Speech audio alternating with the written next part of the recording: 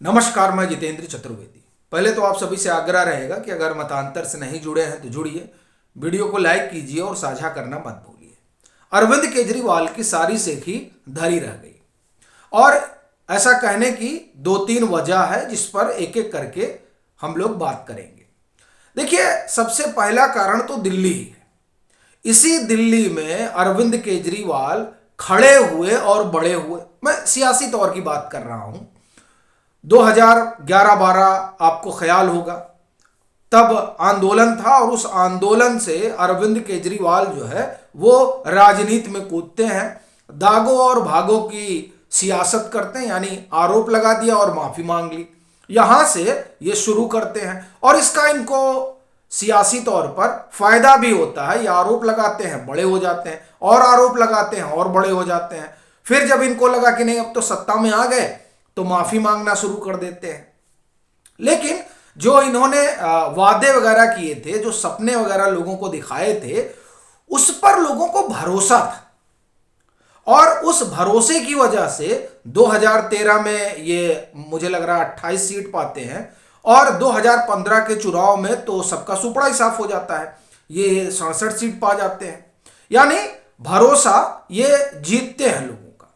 लेकिन अब ये जो किला है, जो इनका गढ़ है, उस गढ़ में इनके पैर उखाड़ने लगे हैं और इसके साफ साफ जो है संकेत दिखाई दे रहे हैं। देखिए, पहला संकेत क्या है?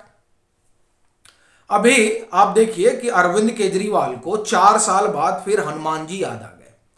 पिछली बार इनको हनुमान जी याद आए थे 2020 में, विधानसभा का चुनाव था, तब ये हनुमान चालीसा पढ़कर सुनाया करते थे।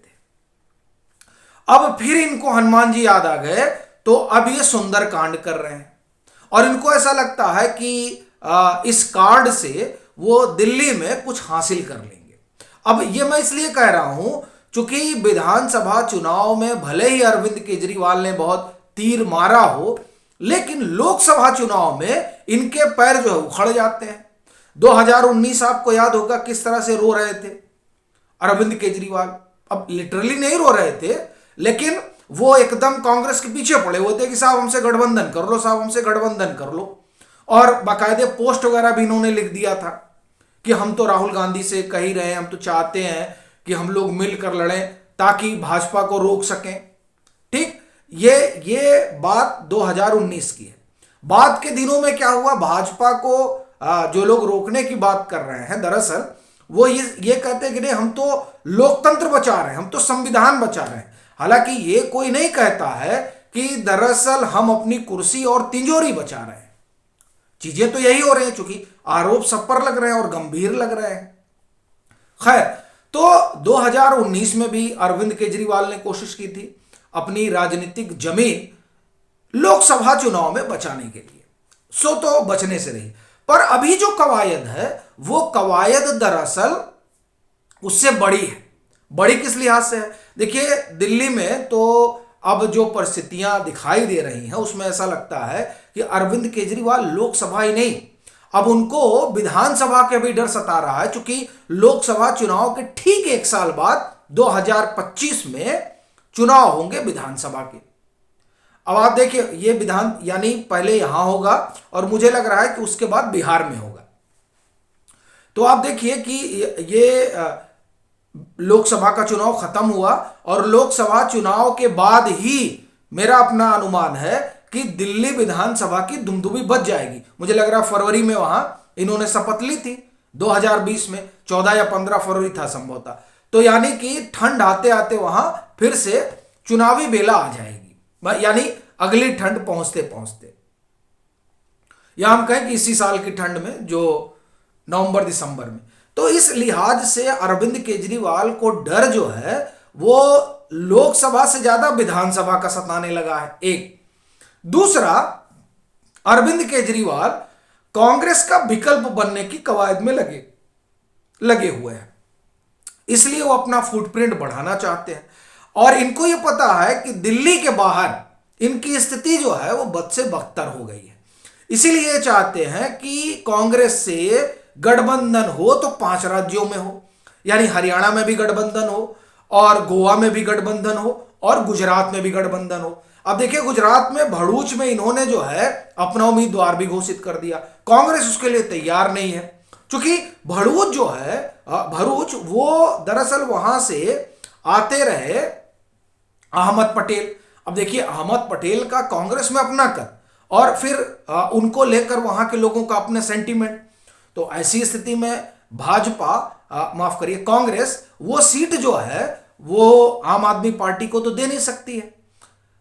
लेकिन आम आदमी पार्टी को उस सीट से कोई ज्यादा लेना देना नहीं है। असल मसला यह है कि आम आदमी पार्टी की चर्चा, यानी वो सुर्खियों में बनी रहे। अब भरूच सीट पर वो अपना उम्मीदवार घोषित करेंगे तो गुजरात भर में चर्चा होगी कि साहब वो तो अहमद पटेल की सीट रही, और वहां से वो आते हैं और बताइए कि इन्होंने तो अपना उम्मीदवार घोषित कर दिया, यानी गुजरात में वो कुछ चर्चा हो उनकी। हरियाणा में इसी तरह जो इनकी 58 सीटों का अपना योजना है, ये दरअसल योजना ये बताती है कि वो अरविंद केजरीवाल जो हरियाणा में कार्यक्रम उन्होंने किया था, मुझे वो याद नहीं आ रहा किस जगह पे कार्यक्रम था, लेकिन वहां से उन्होंने 125 करोड़ देशवासियों के साथ गठजोड़ की कवायद शुरू की थी। अब उस गठजोड़ का क्या हुआ?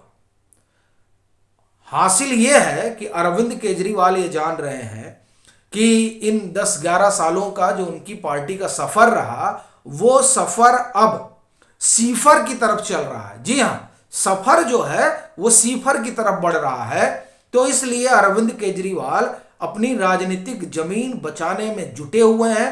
इसीलिए कांग्रेस को उन्होंने जोर से पकड़ लिया है कि साहब सब जगह गठबंधन कर लो, चूंकि अरविंद केजरीवाल ये जानते हैं कि कांग्रेस का वोट आम आदमी पार्टी की तरफ शिफ्ट हो रहा है, फिर वो चाहे गुजरात रहा हो, चाहे गोवा रहा हो, चाहे दिल्ली रहा हो, चाहे पंजाब रहा हो, और हरियाणा में इनको इस बात की आशा है।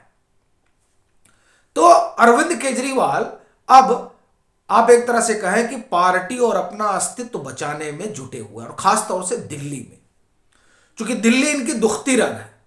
दिल्ली अगर हाथ से गया तो अरविंद केजरीवाल की सियासत खत्म हो जाएगी। देखिए उसका एक कारण भी है।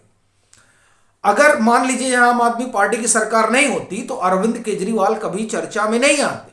देखिए यहां तो देखिए कि दिल्ली के बाहर कितने मुख्यमंत्री हैं, यानी दिल्ली जो आधा राज्य और आधा केंद्र शासित प्रदेश है, जो यहां की व्यवस्था है उसमें आप देखें तो उसमें जो है दिल्ली के बाहर के कितने लोग हैं, या मैं ये कहूं, मेरा अपना कहना यह है कि दिल्ली के मुख्यमंत्री को तो देश भर के लोग जानते हैं, लेकिन दिल्ली से बाहर कितने मुख्यमंत्री हैं जिसको देश भर के लोग जानते हैं। यानी दिल्ली में अरविंद केजरीवाल मुख्यमंत्री हैं, इसलिए वो चर्चा का विषय है।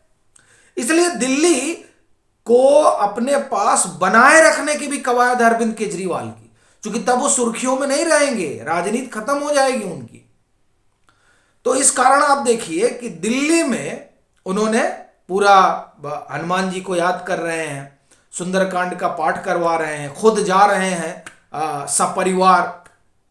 एक दूसरा आप देखिए कि हो क्या रहा है कि अरविंद केजरीवाल ने जो ये सोचा था कि हम अकेला चलेंगे और पूरा तोड़ फोड़ मचा देंगे, तो वो पीछे 5 राज्यों में चुनाव हुआ, उसने बता दिया कि अरविंद केजरीवाल की जमीन कहां है। अब अरविंद केजरीवाल के पास संकट ये आ गया है कि साहब अगर कांग्रेस के साथ रहे या आप कहें कि इंडी गठबंधन के साथ रहे तो हमको कोई पकड़ के लेके जाएगा, तो कोई बोलने वाला भी रहेगा। नहीं तो जो स्थिति परिस्थिति है वो ये बता रही है कि अरविंद केजरीवाल और आम आदमी पार्टी का ग्राफ लगातार नीचे गिर रहा है। अब उस ग्राफ को तो वो रोक नहीं सकते हैं क्योंकि उनके हाथ में है नहीं, और ये इसलिए कह रहा हूं क्योंकि जो तमाम आरोप हैं वो अखबारों की सुर्खियां बने रहते हैं, रोज कुछ ना कुछ आता रहता है। अभी भी कुछ आया हुआ, उस पर हम लोग अलग से बात करेंगे। हालांकि इस पर अपने कई दर्शक ये भी कहते हैं कि आप जो है केजरीवाल पर ही लगे रहते हैं, लेकिन आप देखिए अभी हमने बिहार पर एक कार्यक्रम किया, उससे पहले हमने स्वामी आनंद स्वरूप का एक साक्षात्कार हुआ। आप देखिए कि आप लोग वहां तक जा ही नहीं रहे हैं, और बड़ी रोचक बात यह है कि अरविंद केजरीवाल में सबकी रुचि है। तो अब आप देखिए कि आपकी रुचि का ख्याल भी रखना पड़ता है। बहरहाल अपना कहना यह है कि अरविंद केजरीवाल की स्थिति जो है वो इस समय बड़ी खराब है राजनीतिक तौर पर, और उनकी मजबूरी है कि वो बिना गठबंधन के चल नहीं सकते। एक और दूसरा, राजनीतिक अस्तित्व उनका तभी तक रह सकता है जब तक वो ये जो गठजोड़ वगैरह है उसमें रहें, और दूसरा इस तरह की जो चीजें कर रहे हैं वो करते रहें। हालांकि इस बार ऐसा लगता है कि लोकसभा में 2019 ही दोहराया जाएगा, लेकिन 25 में भी दिल्ली में अरविंद केजरीवाल की राह इतनी सहज नहीं होने वाली है। वो जो 62 सीट और 64 सीट वाला मसला इस बार होने वाला नहीं है, इसीलिए अरविंद केजरीवाल ज्यादा परेशान है। आपकी क्या राय है जरूर साझा करिए। मतांतर से नहीं जुड़े हैं तो जुड़िए, वीडियो को लाइक करिए और खूब शेयर करिए।